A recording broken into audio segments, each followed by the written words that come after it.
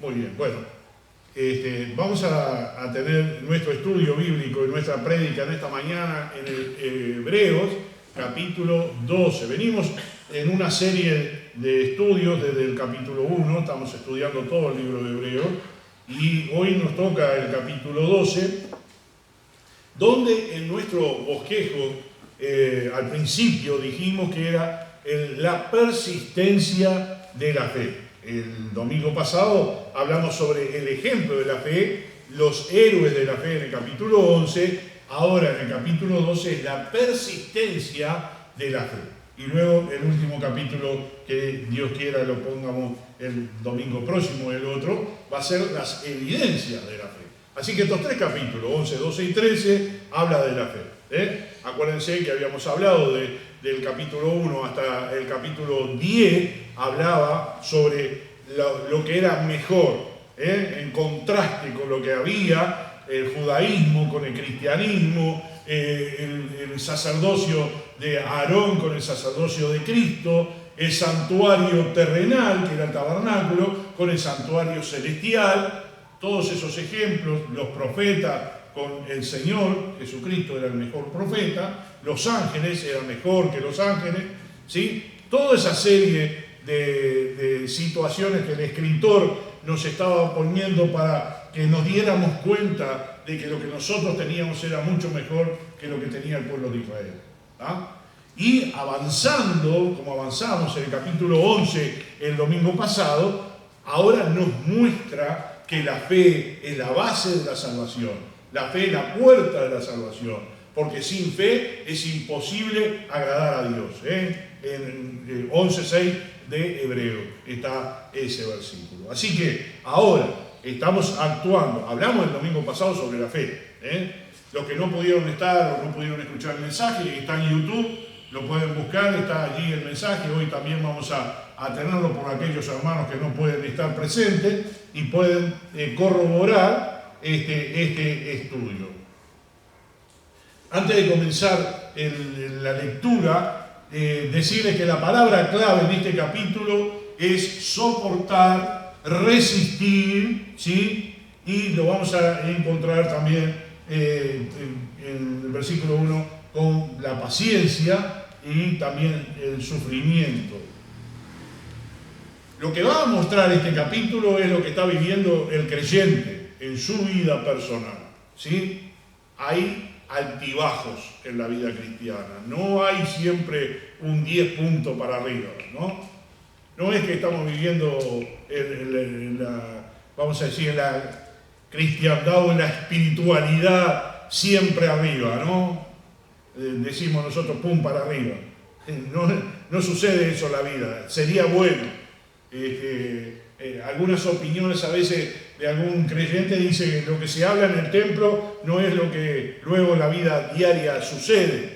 Parecería que hay un contraste, parecería que la medida de lo que se predica es muy alta y nunca la vamos a alcanzar. Posiblemente creas que tú no puedes alcanzarla, que yo no la puedo alcanzar, pero con Cristo sí, porque esa es la meta de comenzar desde abajo, ir subiendo poco a poco y perfeccionando nuestra vida espiritual a llegar a ser de la medida de la estatura de Cristo. Entonces, este capítulo 12 te va a dar un panorama de lo que puedes estar viviendo tú o lo que puedo estar viviendo yo, pero nos enfoca. La iglesia en aquel momento estaba un poco desenfocada. Y esto es lo que sucedió. ¿Por qué está escrito el libro de Hebreos? Está escrito el libro de Hebreos por la posibilidad de que la gente volviera al judaísmo. Y en este caso diríamos, está la posibilidad de que los creyentes de hoy vuelvan al mundo o vuelvan a los rudimentos del mundo y abandonen lo que es la fe verdadera y genuina que nos enseña y predica la palabra de Dios. ¿Qué está haciendo el autor? Está tratando de volver el enfoque a la iglesia, el enfoque a que no vayan al judaísmo, que no piensen en el mundo, que miren a Cristo, y esto es lo que en el capítulo 12 nos muestra ahora. Así que vamos a leerlo. Dice, puesto los ojos en Jesús. Hebreos capítulo 12. Por tanto nosotros también, teniendo en derredor nuestro tan grande nube de testigos, despojémonos de todo peso y del pecado que nos asedia y corramos con paciencia la carrera que tenemos por delante. Puesto los ojos en Jesús, el autor y consumador de la fe, el cual por el gozo puesto delante de él sufrió la cruz, menospreciando lo oprobio, y se sentó a la diestra del trono de Dios.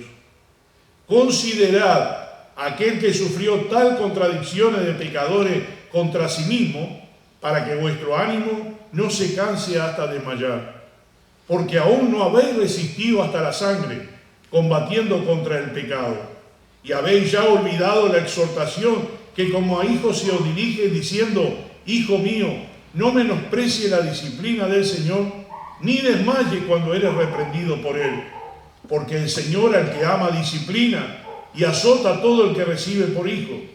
Si soportáis la disciplina, Dios os trata como a hijos.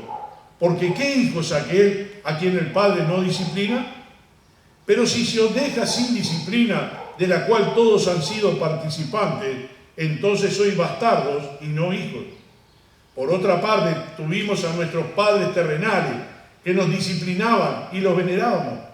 ¿Por qué no obedeceremos mucho mejor al Padre de los Espíritus y viviremos?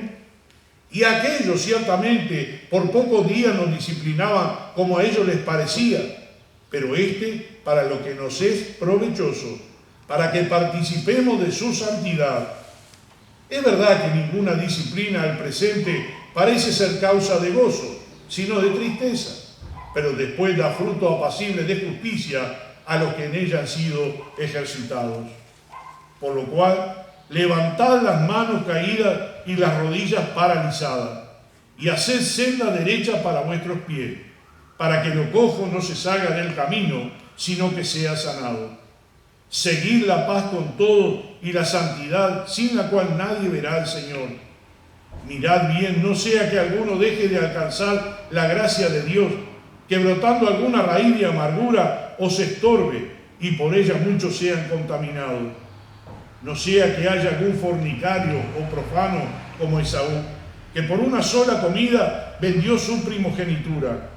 Porque ya sabéis que aún después, deseando heredar la bendición, fue desechado y no hubo oportunidad para el arrepentimiento, aunque la procuró con lágrimas. Porque no os habéis acercado al monte que se podía palpar y que ardía en fuego, a la oscuridad, a las tinieblas y a la tempestad, al sonido de la trompeta y a la voz que hablaba, la cual los que la oyeron rogaron que no se les hablase más, porque no podían soportar lo que se ordenaba. Si aún una bestia tocar el monte, será apedreada o pasada con dardo. Y tan terrible era lo que se veía, que Moisés dijo: estoy espantado y temblando, sino que os habéis acercado al monte de Sión, a la ciudad del Dios vivo, Jerusalén la celestial, a la compañía de muchos millares de ángeles, a la congregación de los primogénitos que están inscritos en los cielos, a Dios, el juez de todos, a los espíritus de los justos hechos perfectos, a Jesús el mediador del nuevo pacto, y a la sangre rociada que habla mejor que la de Abel.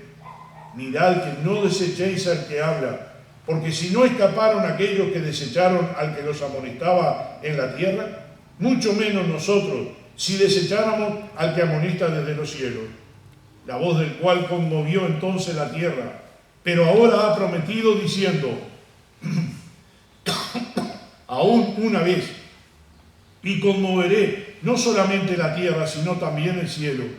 Y esta frase, aún una vez, indica la remoción de las cosas movibles como cosas hechas para que queden las inconmovibles. Así que recibiendo nosotros un reino inconmovible, tengamos gratitud y mediante ella sirvamos a Dios, agradándole con temor y reverencia, porque nuestro Dios es fuego consumidor. Oramos. Padre Celestial, te damos gracias, Señor, por tu palabra, te damos gracias por este excelente pasaje que acabamos de leer.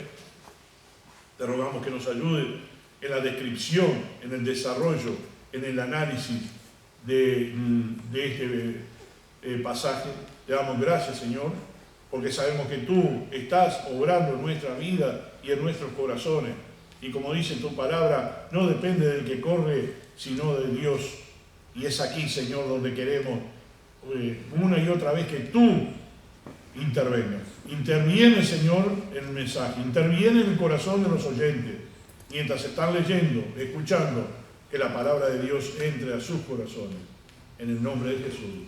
Amén. Bueno, no sé qué les pareció la lectura, pero es hermoso. Y hay mucho para hablar. Y ojalá que nos pueda dar el tiempo, y si no, lo dejamos un poquito más adelante. Bien, más o menos fueron en la lectura dándose cuenta de lo que el autor del libro está hablando, ¿no es cierto? En cuanto a soportar, a cuanto a resistir. En el versículo 1 dice, teniendo nosotros en derredor nuestro tan grande nube de testigos, despojémonos de todo peso y del pecado que nos asedia y corramos con paciencia la carrera que tenemos por delante. Lo que nosotros tenemos, hermanos queridos, es maravilloso. Es un privilegio estar dentro de las filas de la Iglesia de Cristo. Es un privilegio ser salvos. Estar seguros en la eternidad, eso es un gran privilegio. No lo podremos medir desde acá. No podemos darnos cuenta. Podríamos imaginarnos algo, pero no nos damos cuenta de lo que nos salvó Dios. De lo que nos está salvando ahora y de lo que nos va a salvar. Porque Él nos está salvando. Ya nos salvó cuando murió en la cruz. Ya nos salvó cuando recibimos a Cristo como nuestro Salvador. Nos está salvando mientras nos preserva de la contaminación del mundo. Nos está guardando como la niña de sus ojos, como dice la palabra de Dios. Y nos salvará cuando nosotros lleguemos a su presencia. En estas palabras que acabamos de hablar, significa soportar bajo prueba. Y continuar es difícil. Si nosotros no soportamos, no podemos avanzar. Y eso quiero que quede bien claro. Cuando nosotros no soportamos la disciplina o las pruebas, no avanzamos. Nos quedamos y retrocedemos. Y era así, como decía el capítulo 10, versículo 39, el 38, si el justo vivirá por fe y si retrocediere, no agradará a mi alma. Estos cristianos estaban atravesando un tiempo de prueba, lo vimos en el capítulo 10, y estaban tentados a darse por vencidos. Versículo 3 dice, considerad aquel que sufrió tal contradicciones de pecadores contra sí mismo, para que vuestro ánimo no se canse hasta desmayar. Estaban en un periodo de desmayo, estaban al borde de abandonar, al borde de volver para atrás. ¿Qué le dice el autor de este libro? Considerad a Cristo el tal sufrimiento para que vuestro ánimo no se canse hasta desmayar. Y nos muestra, nos pone el objetivo que nosotros todavía no sufrimos hasta la muerte. Nuestras pruebas no son tan profundas como las que sufrió el Señor. Esto es lo que quiere dejar en claro. ¿Van entendiendo al autor? ¿Van entendiendo la palabra de Dios? ¿Qué te está diciendo? Si estás probado, si estás en el horno de fuego, lo que te está exhortando la palabra a que sigas adelante porque todavía no has llegado a sufrir lo que Cristo sufrió. Y en la última frase del versículo 3 dice, para que vuestro ánimo no se canse hasta desmayar. Cuando estamos en medio del conflicto, no podemos ver con claridad. Sucede eso, ¿no? En estos días escuché un ejemplo, ¿no? De alguien que dijo, si estuviéramos en el parque con nuestro niño, y nos sucede cuando tenemos hijos chicos, ¿no? Y nosotros, o vamos a la playa, ¿no? Muchas veces pasa eso. Y le perdemos la vista, parecería que el mundo se nos vino abajo. ¿Pasa eso o no?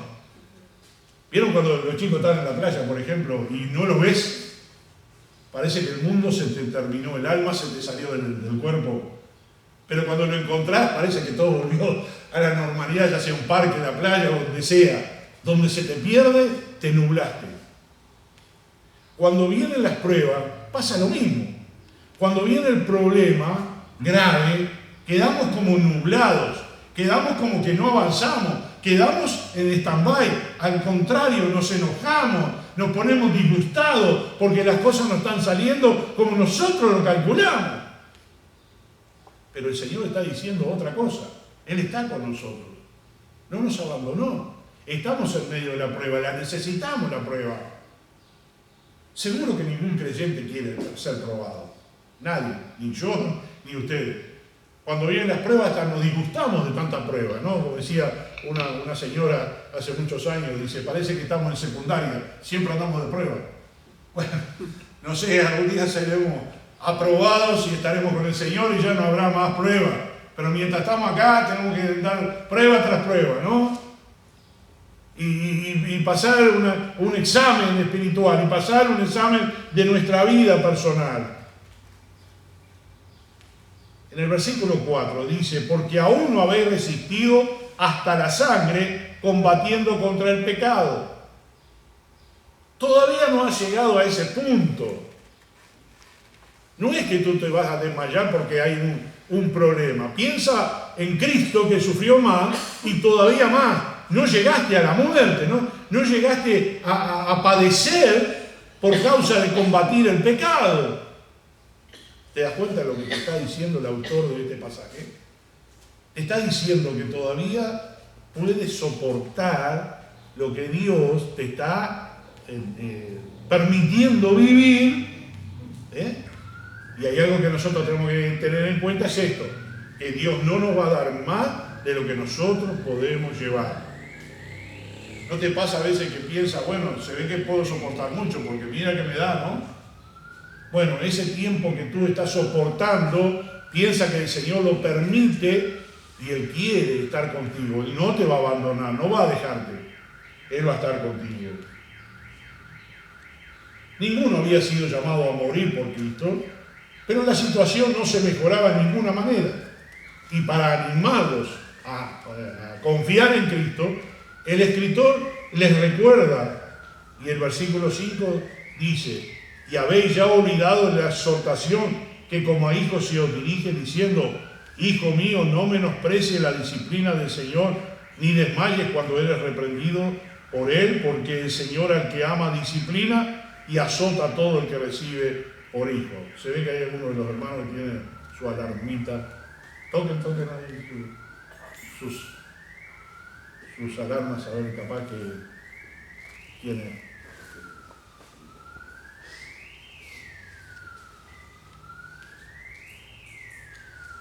Bueno, continuamos.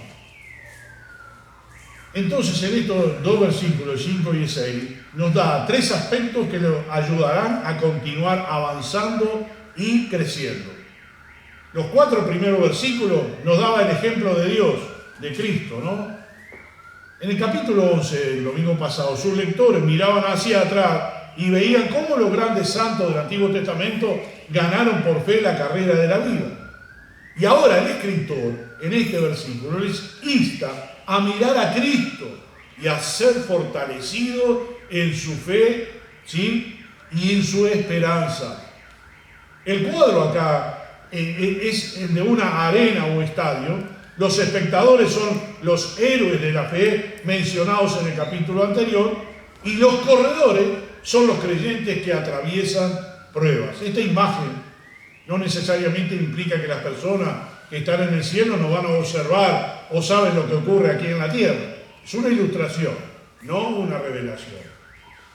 Para que los cristianos ganen la carrera, deben despojarse de todos los pesos y pecados que los dificultan correr. Sobre todo, deben mantener sus ojos, como dice el versículo 1, sus ojos en Cristo como meta. Versículo 2, perdón. Puesto los ojos en Jesús, el autor y consumador de la fe. ¿Cómo tenemos que correr la carrera cristiana? Puesto los ojos en Jesús, en la meta. ¿Sí? No distraídos, no mirando a los costados, sino hacia adelante. Cristo está allá. La salvación está allá, la vida eterna está allá, la vida espiritual está allá. Cuando miramos a Cristo, la palabra se llama enfoque. Vivir enfocados. Cuando dejamos de mirar a Cristo, estamos desenfocados. Es lo que le pasó a Pedro en el agua. ¿Sí? Mientras Pedro salió de la barca y empezó a caminar en el agua, estaba enfocado en Cristo. Luego empezó a hundirse y el Señor lo rescata. Es lo que pasa en la vida del creyente. Lo que te está pasando a ti no es raro. Eso quiero que quede claro. No creas que tú eres exclusivo, que lo que te pasa a ti, que por más grave que sea, es porque Dios no te quiere, no te ama, te odia, y entonces tú te sientes desamparado porque todo te viene en contra o porque las situaciones se están agravando. ¿Tú crees eso de Dios? Dice al que Dios ama, y el Padre que ama al Hijo lo disciplina. Y cuando habla de disciplina también está hablando de pruebas. Tenemos que ser probados para ver cuánta fe tenemos. El Señor está perfeccionando nuestra fe, y nuestra fe se perfecciona a través de las pruebas, no a través de que todo va bien. Si tú le das todo lo que quiere tu hijo, todo, absolutamente todo, no deja ni que respire, no deja ni que agarre una escoba, ni que ponga la ropa a lavar, ni que limpie la mesa, no, nada. Lo cuidaste, lo mimaste, le diste todo. Cuando sea un adulto, es una persona que no sabe hacer nada, es un inútil. Si Dios te da todo a ti, vas a ser un inútil. Pero tú permites que tus hijos vayan practicando lo que es la colaboración, van aprendiendo. Cuando lleguen a su edad, van a salir a trabajar y van a ganar el pan y se van a dar cuenta que la vida es eso, no lo que aparentemente era. En la vida cristiana pasa lo mismo. Dios no te da todo de regalo. Porque podríamos decir, aceptamos a Cristo y todo funciona. Damos los diezmos y Dios nos da 100 veces más. Hablamos de prosperidad y de que el creyente no se puede enfermar, de que el creyente no tiene que vacunarse, que el creyente no tiene que tomar medicamentos. No, eso es un evangelio falso. Acá el cristiano tiene que vivir la vida cristiana como un ser humano, pero acompañado con Cristo. Y las pruebas de la vida son para enseñarnos a caminar y confiar en el Señor, como dice el versículo 2, puestos los ojos en Jesús, enfocados, sin dejar de mirar al Señor. Para que los cristianos ganen la carrera, deben despojarse entonces, recién lo habíamos visto, ¿no es cierto? Cristo ha corrido esa carrera antes que nosotros. Él ya ha hecho ese camino, ya ha sido probado, ha sido tentado, pero fue sin pecado. Él tuvo la victoria en todas las cosas, ¿no es cierto? Ha conquistado por nosotros. Él es el autor, Él es el pionero, el que cumplió toda la ley, el que cumplió todo sin pecado, el consumador de nuestra fe. Él es el alfa y la omega, el principio y el fin. Y lo que Él empieza, lo termina. El Señor Jesús puede llevarte a la victoria aquí también. Tu victoria es la victoria de la fe. Estamos hablando de la persistencia de la fe, de la continuidad de la fe. Estamos hablando de permanecer en fe. Habíamos visto los héroes de la fe. Ahora, lo que nos está mostrando es que, bueno, Abraham, Noé, Abel, Moisés, todo lo que dice en el versículo 11, ¿no? El resumen de todo lo que pasó con los héroes de la fe. Aserrados, puestos a filo de espada, todo lo que pasaba. Bien, esos fueron ellos. Te digo el ejemplo de que todos los que confiaban en el Señor tuvieron salvación y están con el Señor. Bien, ahora el 12 te está hablando a ti, a mí. Ya está. Te mostré que el Antiguo Testamento y todos los cristianos, los que creyeron en el Señor y cumplieron todo, son salvos. Ahora te toca a ti. Ahora te hablo a ti, pueblo de Dios. Y el autor le estaba hablando fuerte, firme, pero con esperanza. Le daba una esperanza de vida. Creyente, el Señor te está dando una esperanza de vida a ti. Te está diciendo que lo que estás padeciendo, que puede ser un desmayo, como dice el versículo 3 al final, si tú pones los ojos en el Señor y te enfocas en Cristo, que ganó ya la victoria, que Él fue el que confió en su Padre Celestial, que fue sin pecado y ganó, si tú confías en Él, tú vas a ser igual que Cristo y vas a tener tú también la victoria. Eso te quiere decir. Estamos dentro de ese año de la iglesia. Yo creo que todos los años de la iglesia, de los 2000 años que tiene la iglesia, le ha pasado eso. Pero una gran diferencia es cuando el creyente cree en la palabra de Dios y cree en este capítulo 12 y cree en Cristo y que tiene pruebas y que la soporta, entonces tiene la victoria en el Señor.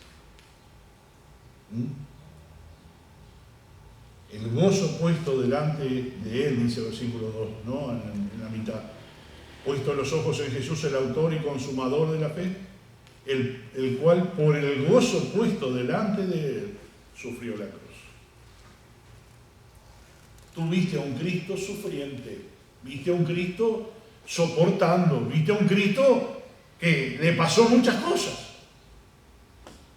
pero dice que tuvo la victoria, ¿sí? Dice, por el cual el gozo puesto delante de Él sufrió la cruz, menospreciando el oprobio. El oprobio es lo que se burlaban de Él, que lo desmerecían a Él. Sufrió ese oprobio y se sentó a la diestra del trono de Dios. ¿Cómo se iba a sentar a la diestra del trono de Dios si no hubiese tenido la victoria? ¿Cuál fue el coronario de Cristo? ¿Cuál fue el premio de Cristo? Que fue y se sentó a la diestra del Padre. ¿Por qué se sentó a la diestra del Padre? Porque hizo lo que tenía que hacer. Creyente, tú y yo tenemos que hacer exactamente lo mismo. Tenemos que vencer toda tentación, tenemos que vencer al mundo, tenemos que vivir en victoria, puesto los ojos en Jesús, nuestro autor de la fe. Ahora lo que nos está presentando es que vamos a vivir por fe y para fe. La fe es lo que no vemos, pero que creemos. No vemos a Dios, pero creemos en Dios. Nos está enseñando lo que es la vida cristiana y el sufrimiento de la vida cristiana. La batalla de Cristo contra el pecado lo llevó a la cruz y le costó la vida. La mayoría de nosotros no corre de esa manera, ¿no es cierto? Tal vez nuestra tarea sea vivir para Cristo y no morir por Cristo. Si hoy se te presentara en nuestro país no, pero en otros países, si niegas a Cristo, entonces puedes ser salvado de la muerte. Pero si tú no lo niegas, vas a morir. Y hay muchos creyentes que hoy día están pasando esa etapa. Yo te pregunto a ti, si a ti te ponen hoy un revólver en la cabeza y te dicen si no niegas a Cristo, entonces te matan. Y tú lo puedes negar para tener un tiempo más de vida. Y tú dirías, no, yo estoy dispuesto a morir por Cristo. Ahora la gran pregunta, ¿estás dispuesto a vivir por Cristo? Ah, no, mucho trabajo. Tengo que dejar muchas cosas que me gustan a mí. Mejor yo manejo mi vida. No me gusta mucho la vida cristiana, porque tiene muchos no. Y debo vivir una vida de sacrificio y negándome muchas cosas. No, vivir por Cristo es peor que morir por Cristo. Puede que lo pienses así. Pero sabes una cosa, el vivir por Cristo, cada día batallar contra el pecado, tratar de vivir en santidad, tratar de evangelizar, tratar de comunicar, de compartir la palabra de Dios, eso es más difícil que un día que te pongan un revólver y te digan, si no niegas a Cristo te mato. ¿Me entendiste? Es un sacrificio, pero el Señor Jesús sí lo hizo. Así que considerad a aquel que lo hizo y mire a Cristo. Hay un corito precioso que dice, pon tus ojos en Cristo. ¿Sí? Pon tus ojos, enfócate en el Señor. Y estas palabras son el secreto del aliento y la fuerza cuando la carrera se pone difícil. Te vuelvo a repetir, estas palabras son el aliento y la fuerza para cuando las cosas se ponen difíciles. Creyente, cuando las cosas se ponen difíciles, ¿qué haces tú? ¿Sucumbes frente a la prueba? ¿Niegas al Señor? ¿Te encoloriza porque lo que estás viviendo? ¿O respiras profundo y piensas en que el Señor te está permitiendo pasar esto porque Él quiere probarte, quiere ayudarte, quiere estar contigo en esta prueba, quiere darte la mano para que salgas adelante? Y cuando pases ese momento, puedas darle gracias a Dios que Él sabe mejor que tú lo que tú debes hacer. Él sabe mejor el camino que te tiene que llevar y debes transitar por Él. Necesitamos apartar los ojos de nosotros mismos y de otras personas y de las circunstancias y poner nuestros ojos en Cristo, solamente en el Señor. ¿Cuál era la circunstancia de Pedro? Salió de la barca, caminaba por el agua y dijo, wow. No dice la Biblia que dijo eso, ¿no? Pero me imagino, ¿por qué se hundió Pedro? Es claro su ejemplo. Porque estoy caminando yo como Jesús. En vez de mirar al Señor, confiar en el Señor que Él podía darle la fuerza para caminar sobre el agua, Él miró al mundo, se desenfocó, miró a sus circunstancias. La circunstancia tuya puede ser una circunstancia valedera, ¿sí? Nadie dice que lo que tú estás viviendo no es valedero. Puedes estar sufriendo un rompimiento de matrimonio, puedes estar sufriendo un quebranto de salud, puedes estar sufriendo por algún familiar que está grave, puedes estar sufriendo por tu vida espiritual que no encuentras la vuelta, o puedes estar sufriendo porque no confías tanto en el Señor, o puedes estar sufriendo por un problema económico, qué sé yo. Hay muchas cosas que puedes estar padeciendo tú en estos momentos. Ahora, ¿la idea cuál sería? ¿Seguir viviendo en ese estado de culpa o en ese estado de llanto, de desazón, o pasar al frente, o salir de esa situación? Hay algunas personas que les gusta estar en esa situación porque se hacen su auto compadecimiento, se compadecen de sí mismos, se sienten poca cosa y se sienten bien en esa situación de autocompadecimiento. Y hay otros que pueden mirar mucho más allá de su prueba y mirar a Cristo y decir, bueno, lo que yo estoy pasando, el Señor me lo está permitiendo, yo tengo que confiar en Él porque el final es más lindo que lo que yo pueda planear. Confiar en el Señor, confiar en su voluntad, confiar en su circunstancia en estos momentos. No mires tus circunstancias, mira el final de tu vida, mira el éxito de tu vida espiritual. El capítulo del versículo 5 al versículo 13 nos habla sobre el amor de Dios, la seguridad y nos dice que si soportamos la disciplina, Él nos trata como a hijos. Si no soportamos la disciplina, entonces somos bastardos y no somos hijos. Y dentro de la palabra disciplina está la palabra prueba. El concepto o el sentido puede ser lo mismo. Entonces, mientras tú estás siendo probado o disciplinado, es lo mismo. O puedes incluir ese mismo concepto en las dos situaciones. Entonces, mientras tú soportas lo que el Señor te quiere enseñar, la prueba o la disciplina, entonces Él te trata como a hijo. Y el ejemplo fue, si nosotros como padres y amamos a nuestros hijos, los disciplinamos, o nuestros padres nos disciplinaban a nosotros, ¿cómo el Padre no nos va a disciplinar? O sea, está dentro de la ecuación. Y si aquellos por pocos días, dice el versículo 10, nos disciplinaban como a ellos les parecía, pero para lo que nos es provechoso, para que participemos ¿de qué? de su santidad. Y aquí está una clave de nuestra prueba. ¿Y por qué el Señor nos prueba? Para que seamos santos, para que nos apartemos del pecado. Es una clave.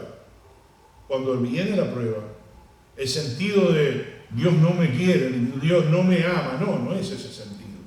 El sentido es que le está permitiendo esta prueba o está permitiendo esta disciplina en mi vida con un propósito. Y el primer propósito es la santidad.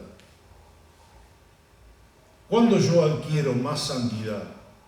¿Cuándo yo adquiero más pureza espiritual? Y hablo de santidad, la santidad es apartado para el Señor. Eso lo sabías, ¿no es cierto? Si el Señor te apartó para Él, Él quiere ahora que tú seas santo como Él es santo. Para tener comunicación con Dios necesitas santidad. Y en la prueba tú vas a dejar y sacrificar tu ego, tu pensamiento personal. Vas a dejarlo. Quizás tiene demasiado ego y es lo que el Señor te quiere enseñar. El ejemplo acá dice, nuestros padres nos disciplinaban por pocos días y los venerábamos. ¿Quién de nosotros no tiene una edad ya de recordar cuando los padres nos castigaban? Y una de las cosas es pensar, bueno, nos castigaban a veces injustamente y a veces con razón. Pero aquí estamos. Y hoy en día falta mucho de esa disciplina. Dice el versículo 11, ¿verdad? Que ninguna disciplina al presente parece ser causa de gozo, sino de tristeza, pero después da fruto apacible de justicia a los que en ella han sido ejercitados. ¿Qué te está diciendo el versículo 11?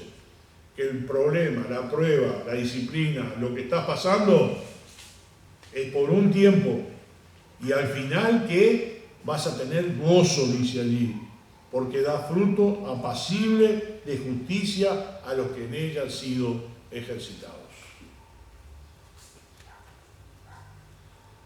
Creo que hasta aquí hemos hablado de algo muy importante, que estamos viviendo hoy día, y lo vamos a seguir viviendo mientras estemos aquí en la tierra. ¿Saben? Estos cristianos se habían olvidado de las verdades básicas de la palabra de Dios. Y en el versículo 5 nos dice que hasta que habían olvidado lo que era hasta la disciplina.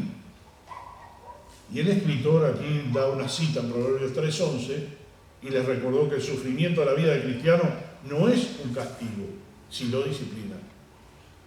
La palabra disciplina significa literalmente la disciplina de criar o educar a un niño.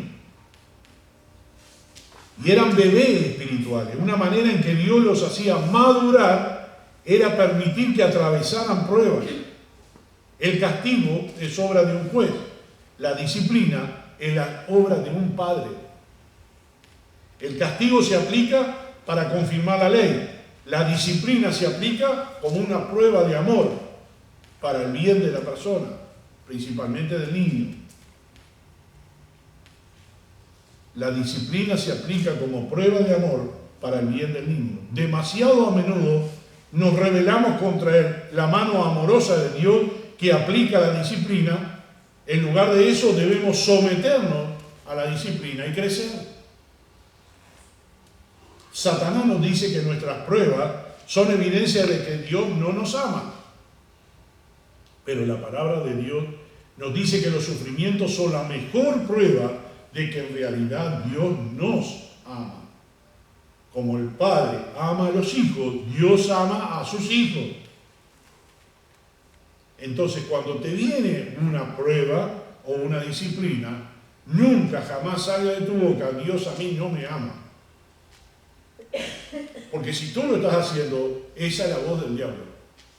La voz de Satanás. Satanás quiere que tú creas que Dios no te ama a ti y que te ha puesto en esta situación espantosa y estás viviendo esta etapa espantosa de tu vida porque Él no te ama. El autor está tratando de hacerte entender que Dios te ama y por eso te permite el sufrimiento. Es una diferencia muy grande. Y ahí es donde muchos cristianos fracasan. Cuando el sufrimiento viene sobre los creyentes, estos pueden responder de diferentes maneras. Pueden resistir la circunstancia y luchar contra la voluntad de Dios, amargarse en lugar de mejorarse y preguntarse, ¿por qué me pasa esto a mí? A Dios ya no le interesa. De nada sirve ser cristiano. Y esta actitud solo va a producir tristeza y amargura del alma. El escritor argumenta, tuvimos padres terrenales que nos disciplinaban y los respetábamos. ¿No deberíamos entonces respetar a nuestro Padre Celestial que nos ama y desea hacernos madurar? Después de todo, la mejor prueba de que somos hijos de Dios legítimos y no ilegítimos. Porque dice, el que no soporta la disciplina, no se os trata como hijos, son bastardos y no hijos. ¿Van entendiendo? Tu vida espiritual, tu momento y tu circunstancia, ¿dónde te está llevando? ¿Qué estás haciendo con tu vida espiritual en estos momentos? La voz del diablo puede decirte que no vale la pena ser creyente. Te lo decía el domingo pasado, y no pude terminar la frase, porque realmente me emociona cuando yo hablo de mi hija accidentada. Pero realmente en esos momentos el mundo se me vino abajo. Fue como eso de que perdía al niño en la playa, ¿no? Yo he perdido a mis hijos, a mis nietos en la playa y realmente me pone espantosamente mal. Siempre le digo, yo estoy acá, pero tú hasta ahí, de la cabecita de ellos, cerquita, que no se me aleje mucho. Cuando no lo veo más, qué horrible, ¿no? Las madres que están acá, los padres también les deben pasar lo mismo, ¿no? O en un parque se te pierden y ¿qué hacer? Entonces, en esos momentos para mí fue un momento horrible, que me digan a mí, ¿para qué sos cristiano? Estás sufriendo de lo mismo que nosotros. Pero Dios me permitió, y en ese tiempo alguien me arrimó el libro, que mucho amo ese libro también porque me ayudó muchísimo, y la gran pregunta no es por qué Dios me permite a mí sufrir, sino para qué, ¿no? Ahí aprendí mucho. Y aprendí en esos días de ir de Maldonado a Montevideo, viajar tanto y llorar tanto y padecer tanto, ¿por qué Dios permitió esto? ¿Para qué? ¿Cuál es el resultado? ¿No? Y realmente hemos aprendido de que cuando vienen las pruebas graves, esa no es mi única prueba grave, ¿no? Lo nombro porque es lo que me vino a la mente, pero muchas veces tuvimos pruebas graves. Y esas pruebas graves a veces te hacen tantabillar, ¿no? Parecería que te vas a caer. Pero si nosotros confiamos en el Señor, nuestra esperanza está en el Señor, es mucho mejor que lo que nosotros podemos calcular o creer. El resultado es mucho más lindo. Y el resultado el Señor luego lo fue mostrando, ¿no? Hasta el día de hoy. Y ver cómo el Señor fue haciendo todo, no era nuestro deseo, pero sucedió. ¿Y por qué lo permitió? Bueno, ahí está la respuesta de todo lo que dije hoy. Y encuentro en la palabra de Dios consuelo, enfoque, resultado. Encuentro que Él sabe más que yo no sé, porque podría yo resolver las cosas de otra manera. Pero teniendo fe en el Señor, las respuestas son diferentes. Así que lo que está pasando hoy día, lo que está pasando en tu vida personal, hoy en día, ponlo en las manos del Señor, confía en el Señor, deposita tu fe en el Señor. Eso es lo que te está enseñando la palabra de Dios. Ten fe en el Señor. No mires tus circunstancias, sino mira positivamente a Cristo. Pon tus ojos en el Señor. Y vive caminando todos los días pidiendo la voluntad de Dios para ti. Y una gran cosa que puedes hacer es confiar en la voluntad de Dios y decirle a Cristo, confío en ti, que tú me estás llevando de la mano. No confío en mi criterio, confío en ti que tú eres más sabio que yo. Espera en el Señor y Él hará. Confía en el Señor y Él lo va a hacer. No lo hagas tú, no te preocupes tanto. No te despabiles de noche tratando de ver cómo vas a resolver el tema. Confía en el Señor. Cuando te venga esa angustia, ese pesar en tu corazón y creer que todo se va a ir al pozo, que todo va a ir al drenaje. No, tú eres creyente, eres hijo de Dios. Dios tiene algo para ti y tú tienes que obtenerlo. Pero para obtenerlo, Él te va a hacer pasar por prueba, dificultades y disciplina para enseñarte a madurar. Y cuando tú estés preparado, Él te lo va a dar. Es linda la vida cristiana, hermanos. Ver el transcurso de nuestra vida cristiana, ver el transcurso de todo lo que es nuestra vida cristiana en todos estos años. La Biblia nos dice que no miremos para atrás el que empuña el arado. A veces hago una revisión de nuestras cosas y le digo, gracias Señor, porque tú sabías más que nosotros. Y tu plan era maravilloso y nosotros no lo sabíamos.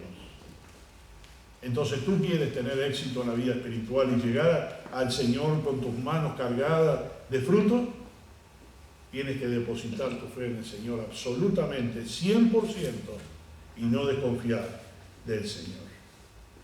Bien, voy a dejar por acá el mensaje. El domingo que viene, si Dios quiere, volveremos. Sé que tenemos al hermano Héctor con nosotros, pero seguramente algo de la palabra vamos a tener mientras los chicos están en la clase. Y volveremos al capítulo 12. No me gusta darlo a 1000 por hora, ¿no? El otro día Pablito decía, no salió el capítulo 2 todavía. Y está más o menos como nosotros, y nosotros ya hicimos 12 capítulos. Y es así, ¿no? Realmente la palabra de Dios hay que examinarla. Yo creo que Él nos dio algo lindo, el Señor, ¿no? ¿Te dio algo lindo hoy? ¿Habló a tu corazón? Sería bueno que repasaras un poquito esto, lo leyeras de vuelta, oraras al Señor, que el Señor te ayude a enfocarte, que te ayude a ser una buena cristiana, un buen cristiano. Que todo lo que estás pasando hoy, ponlo en las manos del Señor, tú no lo vas a resolver. No, los políticos tampoco lo van a resolver. Los patrones tuyos tampoco lo van a resolver. El único que puede resolver tu problema, o tu dificultad, o tu prueba en estos momentos, tu disciplina en estos momentos, es Cristo. Confía en Él, deja todo en las manos del Señor. Y Él lo va a hacer. Espera en Él. Sé que las esperas son impacientes. ¿Quién de nosotros no es ansioso? Todos somos ansiosos. Todos queremos que ya las cosas sucedan, pero no suceden.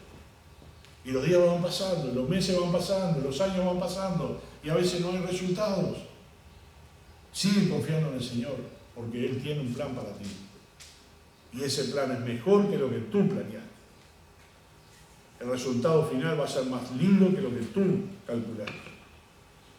Y ojalá que el Señor te bendiga. Pon tus ojos en Cristo. Vamos a orar. Amado Padre que estás en el cielo, te agradecemos, Señor, por tu palabra, te agradecemos, Señor, por este hermoso capítulo. Y pedimos, Señor, de que nosotros podamos pasar las pruebas y las disciplinas que tú nos exiges como hijos tuyos, que no desmayemos, sino que sigamos adelante, que no caigamos sobre esa cruz, Señor, que llevamos en nuestros lomos, esa vida que llevamos, nuestra familia, nuestra iglesia, nuestros trabajos, nuestras actividades, que no nos hagan desmayar, sino todo lo contrario, podamos tener éxito en la vida espiritual. Queremos confiar en ti, ayúdanos a poner nuestros ojos en ti y no apartarnos ni a un lado ni al otro, que tú seas, Señor, el que nos lleve de la mano. Gracias, Padre Celestial, por esa esperanza que tenemos. Gracias porque tenemos delante de nuestros ojos algo maravilloso, que es la vida cristiana. Pedimos tu bendición en el nombre de Jesús.